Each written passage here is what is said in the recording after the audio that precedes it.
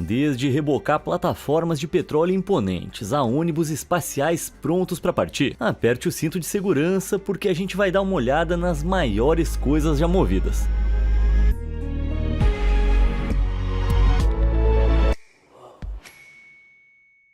Pernas longas.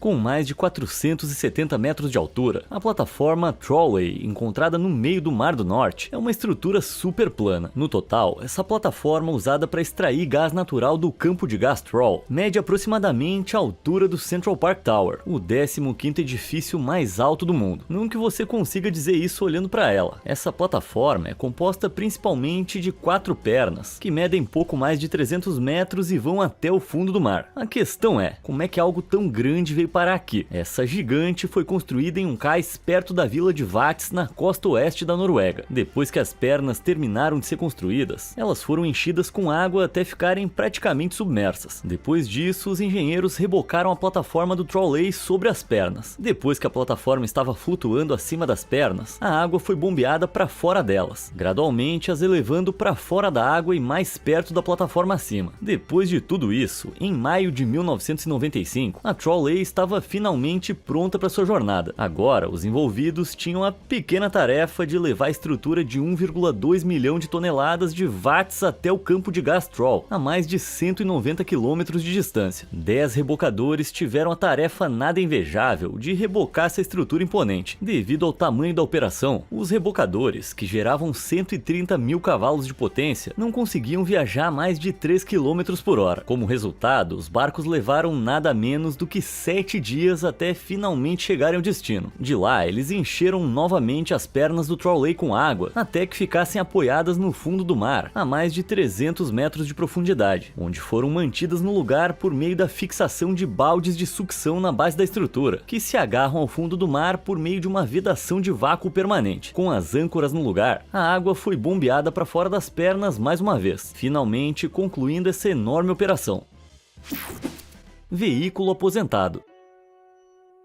Quando você pensa em ônibus espaciais, provavelmente traz imagens de foguetes unindo pela órbita, mas nem sempre é assim que esses veículos se locomovem. Pegue, por exemplo, o Endeavour. De 1992 a 2011, o ônibus espacial completou 25 missões, visitando locais distantes como a Estação Espacial Internacional e o Telescópio Hubble. Porém, a jornada final do Endeavour não foi tão meteórica. Em vez de fazer uma última visita ao espaço, esse foguete teve que fazer a viagem de 14 quilômetros do aeroporto LAX até o California Science Center. Parece mais simples do que voar para o espaço, né? Mas pesando 86 toneladas, o ônibus espacial era pesado demais para um helicóptero, além de não poder ser desmontado sem causar danos permanentes ao veículo. Foi aí que o California Science Center decidiu desembolsar 10 milhões de dólares para transportar o ônibus espacial por terra. Sim, um ônibus espacial teve que pegar a estrada, só que isso trouxe outro problema. Com 37 metros de comprimento e 24 de largura, o Endeavour não estava exatamente pronto para a estrada. Sendo tão longo e largo, há uma série de caminhos em Los Angeles pelos quais o ônibus não ia conseguir passar. Por fim, foi definida uma rota de 19 quilômetros, com o Endeavour partindo à meia-noite de 11 de outubro de 2012. Além de escolher uma rota que evitasse o máximo possível de semáforos e prédios, 400 árvores foram cortadas para dar espaço para o antigo orbitador. Para esse passeio, o ônibus espacial de 86 toneladas foi carregado em cima de 4 reboques moduladores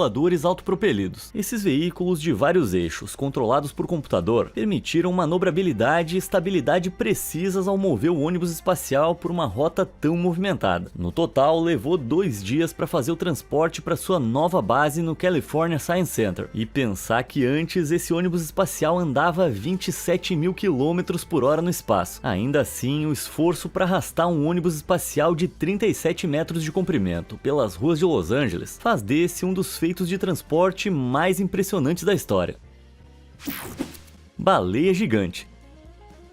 Mas não são só objetos inanimados enormes, como um ônibus espacial e uma plataforma de petróleo que fazem parte de mega movimentações. Em janeiro de 1997, uma baleia cinzenta fêmea de 1 semana de idade foi encontrada encalhada na costa sul da Califórnia. Para salvar a criatura, foi decidido que ela seria levada ao SeaWorld de San Diego para passar por uma reabilitação. Uma multidão de marinheiros içou a jovem baleia de 4 metros de comprimento e mais de 750 quilos sobre um caminhão caminhão de 7 metros, constantemente molhando a baleia para mantê-la hidratada. Após uma longa jornada de 225 quilômetros, ela finalmente chegou ao SeaWorld de San Diego. Depois de um ano de cuidados, a baleia, que havia sido chamada de JJ, se recuperou muito bem. Incrivelmente, ela chegou a 9 metros e conseguiu ganhar 9 toneladas de peso. Por mais felizes que os cuidadores devessem estar, isso os deixou em uma situação complicada. O plano sempre foi soltar JJ depois que ela se recuperasse. Mas como é que se transporta um ser vivo com o comprimento e o peso próximos ao de um ônibus escolar? Primeiro, a baleia foi retirada do seu tanque em uma tipóia feita sob medida, que foi içada por um guindaste e colocada em um compartimento de 12 metros, cheio de água e acolchoado com espuma. De lá, um caminhão levou esse compartimento do SeaWorld para o porto. E então, JJ foi transferida mais uma vez para o barco de 55 metros USCGC Conifer. Esse navio então a levou para as águas do Pacífico, antes de descer a tipóia e colocá-la na água. Uma vez de volta ao oceano, JJ respirou fundo, então mergulhou e desapareceu nas profundezas escuras. Cara, quem diria que uma história sobre transportar peso poderia emocionar alguém?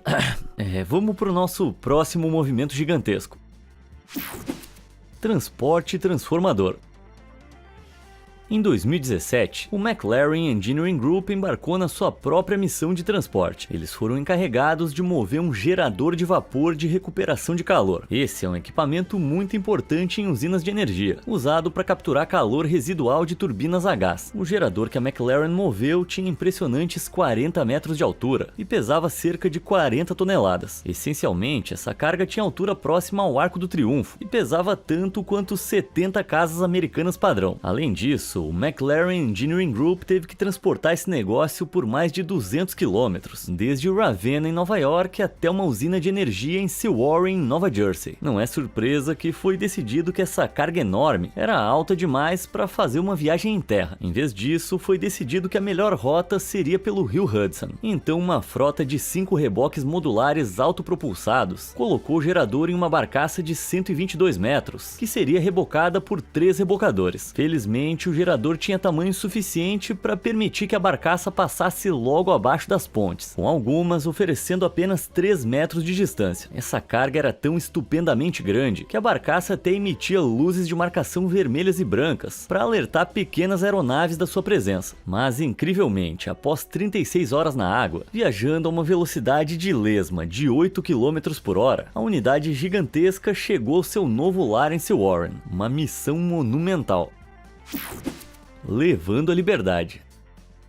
Seja o Empire State Building, o One World Trade Center ou a Estátua da Liberdade, Nova York tem algumas das atrações mais reconhecidas do mundo dominando seu horizonte. Mas enquanto o Empire State Building e o One World Trade Center foram construídos na cidade, não se pode dizer o mesmo da Estátua da Liberdade. Na década de 1860, o intelectual francês Édouard de La Boulaye propôs que uma estátua representando a liberdade fosse construída para marcar o 100º aniversário da independência dos Estados Unidos, bem como a amizade do país com a França. Então, a partir de 1876, o escultor francês Frédéric Auguste Bartholdi começou a trabalhar na construção da estátua. Em 1884, a estrutura de cobre e aço de 46 metros de altura e 225 toneladas estava concluída. Mas aí veio a parte difícil, levar essa coisa através do Atlântico até os Estados Unidos. Foi decidido que a fragata francesa de 65 metros de comprimento, chamada Isère, faria o transporte da estátua. Por mais legal que fosse a ideia de ter uma grande estátua amarrada verticalmente ao casco do Isère, o risco de vendavais jogarem essa maravilha nas profundezas do Atlântico era muito grande. Em vez disso, a estátua foi cuidadosamente desmontada em 350 peças transportáveis, que foram embaladas em cerca de 200 caixas de madeira a bordo do navio. Depois que a carga enorme estava a bordo, o Isère zarpou, levando cerca de 27 dias até finalmente chegar à costa de Nova York. De lá, as caixas foram carregadas em um navio menor para serem levadas para a Ilha da Liberdade, onde a estátua seria posteriormente remontada no local em que ainda está hoje. Cara, quem aí sabia que a Estátua da Liberdade já tinha andado tantos quilômetros? Templo em fuga. Mas a Estátua da Liberdade não é o único busto volumoso a ter passado por uma grande mudança. No Egito do século 13 a.C., o faraó Ramsés II supervisionou a construção do complexo de Abu Simbel. Esculpidos na face do penhasco estavam 2 templos enormes, bem como 4 estátuas gigantes de Ramsés II, com toda a estrutura se estendendo por 38 metros de largura e 33 metros de altura. Essa maravilha monumental permaneceu forte por mais de 3.000 anos, até que na década de 1960 os planos para construir a grande represa de Assuã, bem ao lado da estrutura, ameaçaram sua existência. Várias ideias sobre como salvar os templos foram apresentadas. Uma delas envolvia construir um aquário gigantesco ao redor dos templos, com câmeras de visualização subaquáticas acessíveis por elevador para os visitantes. Por mais legal que parecesse, a ideia era ambiciosa demais para receber luz verde. Outra proposta envolvia levar os templos em macacos hidráulicos, mas isso teria um custo imenso, até que se decidiu que Abu Simbel seria movido do local para uma colina artificial próxima. Mas assim como a Estátua da Liberdade, não era viável mover esse enorme monumento inteiro. Em vez disso, a partir de 1964, Abu Simbel foi cortado em mais de 1.000 pedaços manejáveis, usando cortadores de mármore especializados. Bom, eu disse manejáveis, né? Mas os blocos ainda pesavam até 30 toneladas. Uma vez em cubos, cada pedaço era então pego por um guindaste e jogado em um caminhão para ser levado para o depósito. Quando o último dos blocos do templo foi movido, o trabalho começou na remontagem dessa grande estrutura feito Lego. Em 1968, o projeto foi finalmente concluído, com Abu Simbel sendo devolvido ao seu antigo esplendor, só que agora com um recuo de 274 metros e 64 metros mais alto que antes. Então essa é a história de um monumento construído 2 vezes. Estrada rochosa. Se você achou que transportar Abu Simbel peça por peça parecia um trabalho tão duro, não é nada comparado ao que os trabalhadores na Rússia tiveram que carregar no século XVIII. Na década de 1760, começou o trabalho de construção do Cavaleiro de Bronze, uma estátua que seria erguida em São Petersburgo. Para o pedestal, foi decidido que a Pedra do Trovão, uma grande pedra encontrada no pântano de Lacta, seria usada. Agora, qual era o problema? Lacta fica a 6 km de São Petersburgo. Embora guindastes e caminhões tenham sido usados para ajudar no transporte de Abu Simbel, esse tipo de tecnologia não existia em 1700. Em vez disso, eles tiveram que contar com a boa e velha mão de obra. Considerando que essa grande pedra tinha 14 metros de comprimento, 5 metros de altura e pesava mais de 1.600 toneladas, esse trabalho não foi moleza. 400 homens receberam a difícil tarefa de mover a pedra de alguma forma. Mas então, como é que eles conseguiram? Marinus Carburis, o homem responsável pela mudança, esperou o inverno chegar. Isso permitiu que o monólito deslizasse pelo solo congelado, utilizando 2 máquinas rotativas de eixo vertical, cada uma girada por uma equipe de mais de 30 trabalhadores. Para ajudar no esforço, Carburis desenvolveu um trenó de metal que corria ao longo de um trilho, porém havia apenas pouco mais de 40 metros de trilho, o que significa que eles tinham que ser constantemente desmontados e realocados. Mesmo assim, os trabalhadores conseguiam mover a pedra por quase 170 metros por dia. Se tudo isso não fosse complicado o suficiente, o rio Nevka separa Lacta de São Petersburgo. Então, quando chegaram à travessia, a pedra volumosa teve que ser transferida para uma barcaça montada entre 2 navios de guerra da Marinha Russa. Após uma curta viagem, a Pedra do Trovão finalmente chegou ao seu destino no centro de São Petersburgo, depois de quase 9 meses de trabalho exaustivo. Pensar em todo esse trabalho para um pedestal. A galera da Rússia no século XVIII realmente era muito determinada. O poder do pastor. Esse avião volumoso que você tá vendo é o CC-177 Globemaster III, atingindo o comprimento de 53 metros e pesando 208 toneladas. Essa aeronave incrível tem praticamente o dobro do comprimento e do peso de uma baleia azul, embora não seja nem de longe tão pesado quanto a Pedra do Trovão. O que torna a movimentação dessa aeronave tão incrível é quem fez isso. Em 2009, um indivíduo solitário tentou mover o Globemaster sozinho, mas então, quem foi? Provavelmente um cara musculoso e assustador com quem você não ia gostar de arrumar encrenca. Mas, na verdade, o puxador do avião era Kevin Fest, um pastor da igreja luterana de St. Paul, no Canadá. O avião foi puxado por uma corda presa ao corpo de Fest, enquanto o pastor puxava uma corda mais grossa para mover a si próprio e a carga para frente. Incrivelmente, depois de puxar o avião por 76 segundos, Fest conseguiu de alguma forma levar a carga de mais de 200 toneladas por quase 9 metros. Só de pensar no feito desse cara eu já começo começa a suar. A única coisa mais forte que a fé desse pastor em Deus são as panturrilhas dele. Mudança de prédio.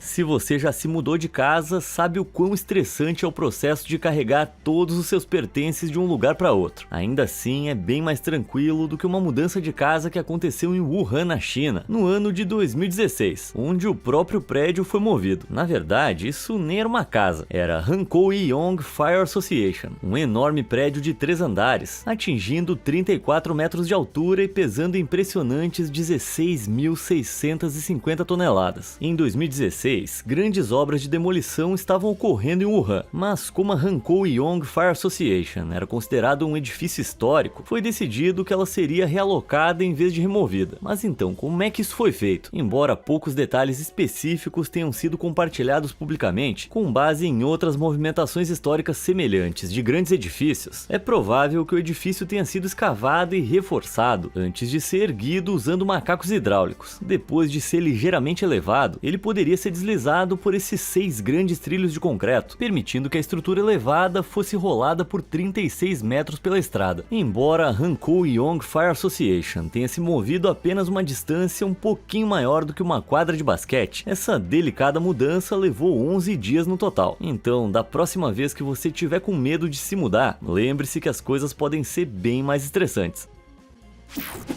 Devagar e sempre.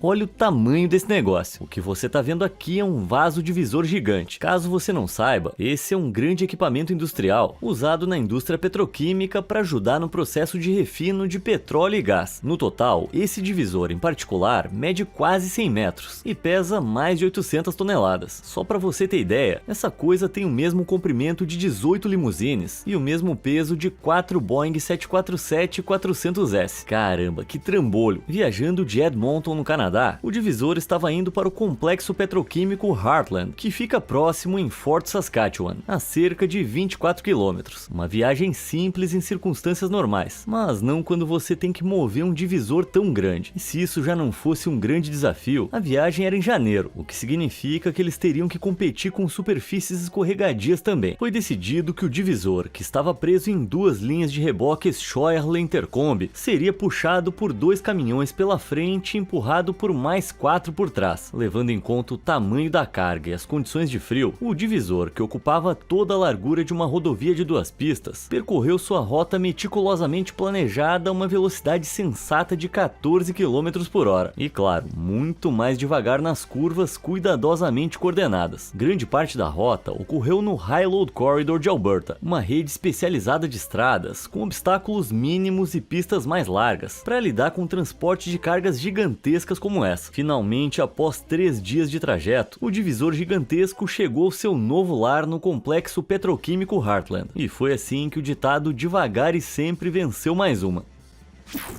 Resgate da balsa.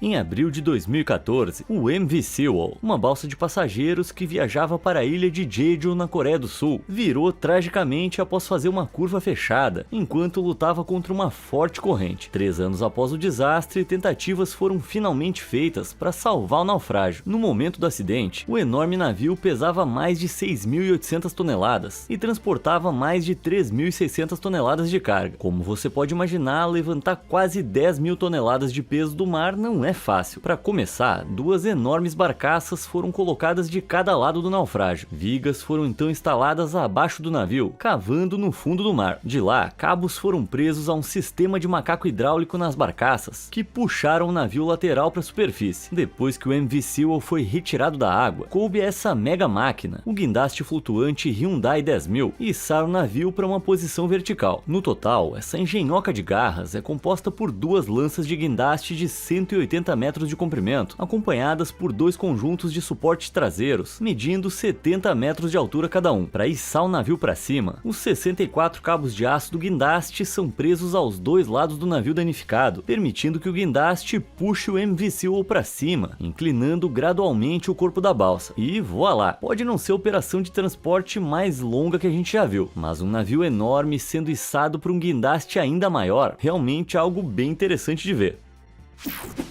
Ascensão naval.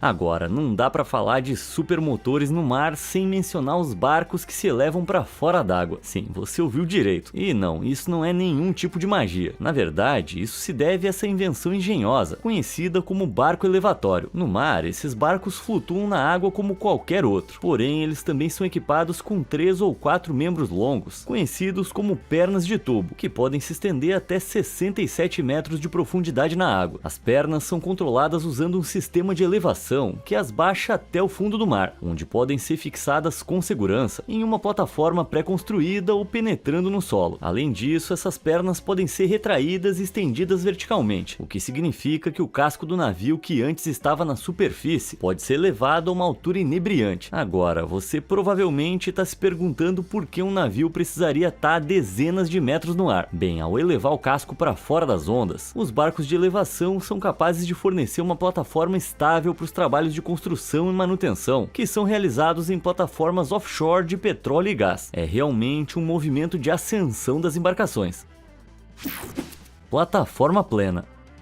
Encontrada no Golfo do México, essa plataforma de petróleo gigantesca, conhecida como Bowenkohl, fica a mais de 116 metros sobre as ondas. Impressionante, não? Só que isso não é nem a metade. Na verdade, não é nem um quarto. Abaixo d'água, essa superestrutura mede mais de 400 metros, o que significa que o comprimento total da plataforma de petróleo Bowenkohl chega a quase 520 metros. E isso faz com que ela seja quase tão alta quanto o One World Trade Center. Mas como algo tão grande foi transportado para o meio do Golfo do México? Primeiro, a gente tem que voltar para 1989. Esse foi o ano em que a construção da plataforma terminou no Texas. Quando o revestimento da plataforma foi concluído, ela pesava cerca de 50 mil toneladas, cerca de 7 vezes a massa da estrutura da Torre Eiffel. Agora que a construção estava concluída, veio a parte difícil: mover essa coisa. A plataforma de petróleo era tão grande que exigiu uma barcaça feita sob medida, com cerca de 260 metros de comprimento, para permitir que a plataforma fosse rebocada até o seu destino. Partindo do Texas, 4 rebocadores levaram a Bowenkohl por mais de 600 quilômetros no Golfo do México. Assim que chegou ao seu destino, a plataforma foi lançada da barcaça. Então, os trabalhadores escalaram a estrutura semi-submersa para ativar manualmente o sistema hidráulico, abrindo as válvulas de inundação e enchendo as pernas ocas com água para afundar a Bowenkohl a mais de 400 metros até o seu novo lar no fundo do oceano. Uma missão e tanto. Carga de concreto.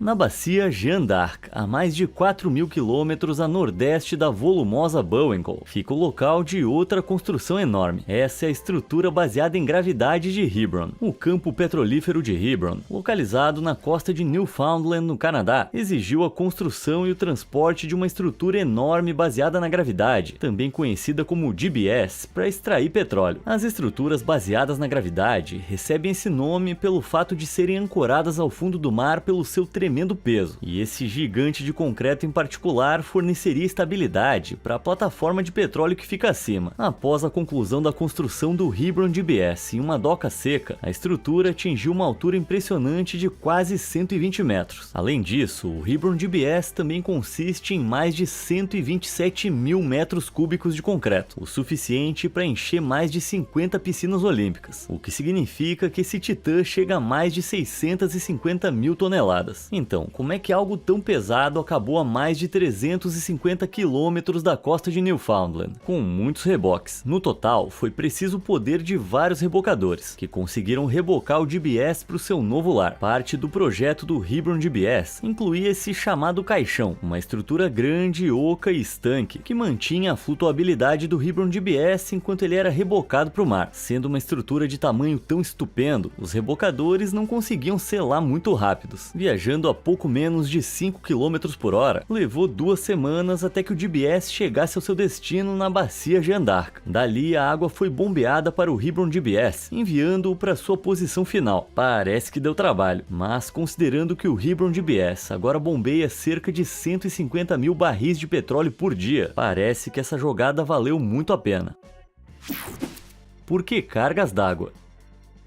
Em janeiro de 2012, a empresa de transporte terrestre Al-Masdouei embarcou na mais ambiciosa operação de transporte terrestre já feita. Eles foram encarregados de mover uma unidade de dessalinização de água, uma unidade que transforma água salgada em água potável. Mas essa não era uma unidade de dessalinização de água qualquer. No total, a unidade mede mais de 122 metros de comprimento, 34 metros de largura e 12 metros de altura, o que a torna parecida em tamanho com um campo de futebol americano. E se isso já não fosse enorme, ela também pesa 5.400 toneladas. Por mais que eu quisesse dizer que essa unidade superdimensionada foi içada e lançada ao seu destino por alguns helicópteros enormes, essa carga era grande demais para isso. Para começar, um navio de 145 metros transportou a unidade do exterior da Coreia do Sul para um porto em Ras Al Khair, no nordeste da Arábia Saudita. De lá, um reboque modular autopropelido, equipado com 172 eixos, 688 pneus de largura dupla e uma capacidade de carga superior a 7.300 toneladas, foi colocado sob a unidade. Depois de rolar lentamente a estrutura do barco, o reboque agora tinha a árdua tarefa de transportar a grande carga do porto para a usina de dessalinização de Ras Al Khair a 6 km de distância. Mas o trabalho da Al-Masdouei não estava pronto. No total, eles tiveram que transportar não uma nem duas, mas 8 dessas unidades para a usina de Ras Al Khair, o que significa que eles moveram bem mais de 40.000 toneladas de unidades de dessalinização de água. Felizmente, todo esse trabalho deu certo no final. Quando a usina de Ras Al Khair foi concluída em 2014, ela era capaz de transformar água salgada em mais de 860 milhões de litros de água potável por dia. Para contextualizar, isso é o suficiente para fornecer água para 3,5 milhões de pessoas. Um trabalho tremendo, mas que valeu muito a pena. E a gente fica por aqui. Qual desses mega movimentos mais te surpreendeu? Você consegue pensar em mais alguma missão de transporte gigantesca que eu não falei? Me conta nos comentários e obrigado por assistir.